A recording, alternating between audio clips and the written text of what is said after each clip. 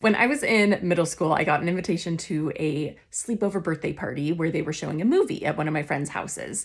And my mom, after looking through the movie, said, "Hey, Callie, I don't feel comfortable with you watching this movie right now." So she arranged to come pick me up from the party a little bit early. And as I drove away from all of my friends, I wanted to go back to that house so badly. I felt like I was being left out. Also, this movie was so quotable, and I knew all my friends would be quoting it, and I wasn't going to get the quotes, and I wouldn't be able to quote and be funny with them.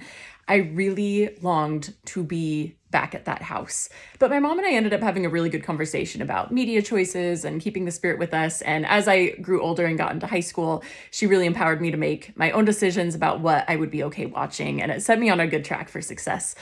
But I can't help but think about one of the most famous stories from the Old Testament, which is Lot and his wife. As Sodom and Gomorrah are being destroyed, Lot and his wife and other family members are walking away, and we read in Genesis chapter 19, verse 26, "But his wife looked back from behind him, and she became a pillar of salt." Now, we know from modern revelation that we can add longingly to this. Lot's wife looked back longingly. She wanted to be where she was before, and she didn't want to be following the Lord's directions right in that moment. In fact, the Lord even reminds us in Luke chapter 17, verse 32, he says, "Remember Lot's wife." This is an important lesson.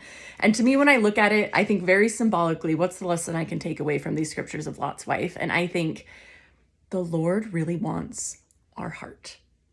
He doesn't want us just doing the right thing, but we're longing to be back, because Lot's wife left the city. She followed the Lord's counsel, but she didn't do it willingly, and she wanted to go back. How often are we reading our scriptures or going to the temple, going to church and partaking of the sacrament just to be like, yeah, I'm doing all the right things. But what the Lord is saying so desperately here is he wants our heart. He wants us to want to be doing those things. He wants us to want to leave Sodom and Gomorrah, to want to make covenants and keep covenants with him.